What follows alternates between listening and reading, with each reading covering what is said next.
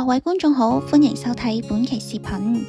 近日，演員黃淑儀接受某電台節目專訪時自爆曾遭受唔少嘅潛規則。佢講述咗自己2次惹到公司高層嘅事件，其一係佢仲喺訓練班接受培訓嘅時候，接到咗遊船河嘅通告，因並未精心打扮，所以喺媒體前嚟拍攝嘅時未出鏡，但係就俾公司誤認為佢唔聽安排，於是慘遭被炒。其二係喺某次拍戲嘅時候，黃淑儀被劇組放咗飛機，佢十分唔爽，直言早知陪朋友去 shopping。公司高層聽到之後非常之嬲，直接下令刪除佢所有戲份。但好在黃淑儀業務能力過硬，且有伯樂賞識，最終拍攝咗其他影視劇得以復出。近年內，黃淑儀鮮少拍戲，佢喺節目中自爆原因，稱而家嘅年輕演員太唔識得尊重人，導演同埋演員嘅位置完全顛倒。黃淑儀覺得好唔公平，於是唔再拍攝作品。黃淑儀喺拍戲嘅時候亦都捱咗唔少苦，佢曾被汪明荃無意間刺傷。不久前，黃淑儀仲重提呢件事，並抱怨養傷期間汪明荃冇電話問候。不過汪明荃喺接受訪問時表示，喺嗰件事之後，每次同黃淑儀見面都有道歉。黃淑儀曾係上世紀70年代同汪明荃、趙雅芝、李司棋齊名嘅無線4大花旦之一。佢喺內地嘅名氣唔及前3位。其實黃淑儀本來係廣東人，演藝事業亦都曾經歷經高光時刻，當然人生波折亦唔少，包括事業及感情。黃淑儀喺廣州出世，祖籍廣東開平。佢細個嗰時家境十分殷實，父親係國家級化學工程師，個人開設化學工廠。好細嘅時候，黃淑儀就享受住被工人照顧、有司機接送嘅千金小姐生活。人生嘅轉折始於佢8歲嗰年，黃淑儀嘅父親決定移民香港。當時嘅黃淑儀先返小學3年級。香港當時同內地係截然唔同嘅世界，咩都貴，又人生地不熟，一家7、8口人從廣州倉前新街嘅大洋房搬到香港惠民村徙置區60幾平米嘅小屋，簡直人生大逆轉。嗰時黃淑儀同父母、1個家姐、2個細佬住喺堆滿咗貨、老鼠亂捐嘅屋入面，夜晚黑成日俾老鼠咬到流血。為咗生活，黃淑儀嘅母親出外做車衣工人，佢則負責喺屋企煮飯洗衫，照顧2個細佬。最初黃淑儀唔中意煮飯，仲埋怨媽媽成日將任務派俾自己。直到有一次佢做好咗一條紅衫魚，被嚴厲嘅父親獎勵咗5毫子。呢件事令到佢高興咗好耐。嗰個年代1毫子就可以搭船過海，買報紙、麵包。除咗生活，學業上亦都有諸多麻煩。當時香港嘅細路2、3歲就接觸英文，黃淑儀返學先學 ABC， 到咗香港英文始終跟唔上，唯獨中文成績好。中學會考黃淑儀發揮不佳，事業於寶血女子中學。為咗個女發展，黃淑儀嘅媽媽將佢送到日本神戶，結果淨係踎咗1個暑期，黃淑儀就返到香港。原來佢喺日本嘅嗰個監護人個仔中意咗佢，想同佢訂婚。呢件事嚇到黃淑儀，即刻跑返父母身邊。黃淑儀陪同學報讀麗的藝員訓練班，因1.69米嘅傲人身高被麗的錄取。當時嘅黃淑儀仲係想去日本讀書，但訓練班導師鍾慧根極力勸誘，話俾佢知入行一定有發展。黃淑儀咁先堅定做藝人。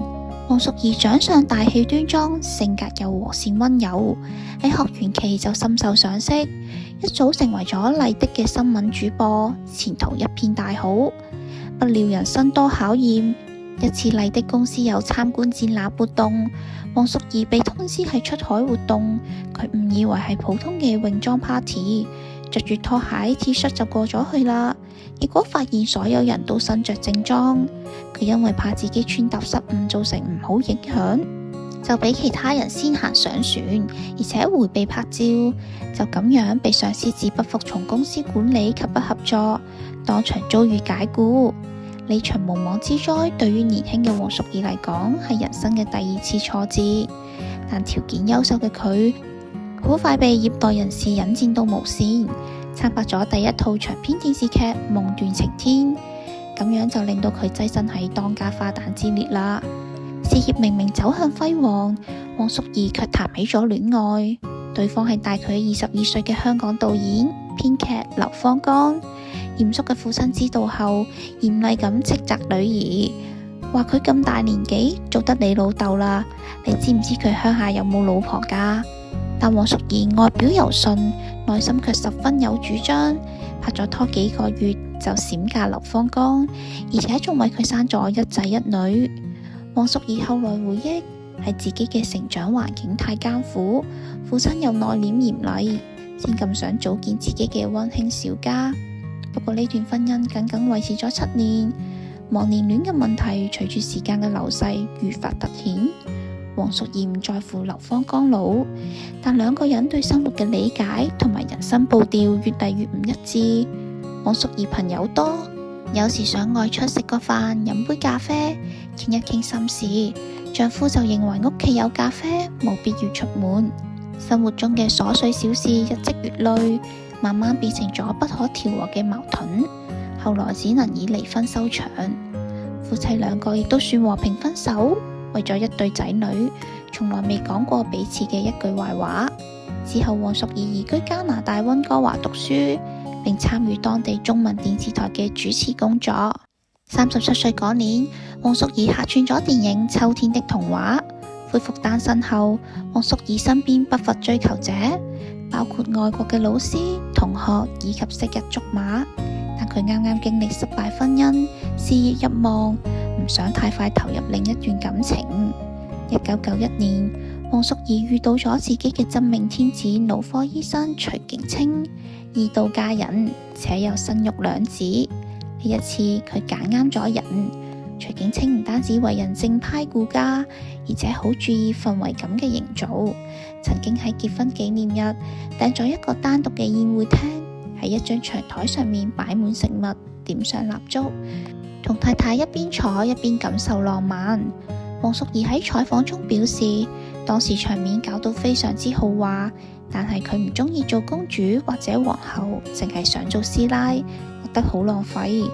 不過黃淑儀情商高，當時只表讚嘆，就冇批評老公點解要使咁多錢，因為講咗之後，以後就冇啦。結婚幾十年仲可以恩愛如初，黃淑儀表示需要夫妻雙方多啲體諒同埋溝通，彼此包容，相互欣賞同埋付出，先可以成就美滿婚姻。佢亦會喺丈夫生日嘅時候邀請佢嘅好友，俾佢一個驚喜嘅 party。唔單止係貼心嘅太太，黃淑儀亦係一位善解人意嘅好媽媽。有時黃淑儀個仔問佢禮拜6日有咩安排，佢就知個仔想喺屋企開 party，咁佢就會約自己老公出門睇戲，從來都唔干涉年輕人嘅事。晚年復出後，黃淑儀將精力擺喺主持飲食節目上面，都頗受香港市民喜愛。可以將自己嘅愛好同埋工作關聯，黃淑儀心懷感恩。時至今日，佢仲喺度用心鑽研新嘅菜式。黃淑儀欣賞事業型嘅女性，但佢始終認為自己嘅歸宿喺家庭。佢覺得身為女人，要好好享受戀愛嘅過程。而對於嗰啲單身嘅女性，佢嘅建議就係唔好太斤斤計較。黃淑儀嘅一生其實坎坷唔少，但係佢唔抱怨唔蹉跎，而係揸緊機會不斷充實完善自己，積極樂觀面對人生。近年嚟，黃淑儀突然自爆健康出現咗問題，啱啱喺國外完成雙眼白內障手術，目前喺康復階段。不過佢一做完手術就搭飛機趕返劇組拍戲。受氣壓影響，亦都因欠缺休息導致雙眼通紅發炎。佢表示做完手術後，佢本來一日要滴4次眼藥水，但呢排忙住做嘢，只可以喺上妝前同埋卸妝後滴眼藥水，偷減咗2次，結果令到原本就冇好返嘅雙眼發炎。等陣卸咗妝，佢仲要去滴眼藥水。可能係年紀大咗，黃淑儀已經唔係第一次傳出病訊。2019年，一直受到膝頭哥問題困擾嘅佢，半月板嚴重撕裂，無奈之下只可以入院做手術。將左腳嘅成塊膝頭哥骨鋸咗，換成咗金屬膝蓋，傷口足足有4寸長，需要停工3個月。佢忍唔住感嘆，得返半條命太辛苦啦。盡管身體不如從前，屋企亦都一啲唔缺錢，但黃淑儀從來冇諗過退休，一病好就重新返到幕前，拍戲之餘仲會主持節目。佢認為仍然有人揾自己做嘢，就代表有人欣賞佢，仲覺得做嘢可以訓練手腳、頭腦嘅靈活性，最重要嘅係唔想同時代脫節。講起嚟，影壇仲真係有唔少嘅常青樹同埋黃淑儀一樣嘅諗法，擔心停低之後身體會逐漸退化，堅決唔肯退休。比如羅蘭同胡楓，唔理點樣，祝福呢啲老戲骨身體健康，晚年生活幸福。近日港媒仲曝光咗黃淑儀個仔徐少平嘅近況。徐少平有機會參與拍攝電視劇《白色強人2》，正在熱播。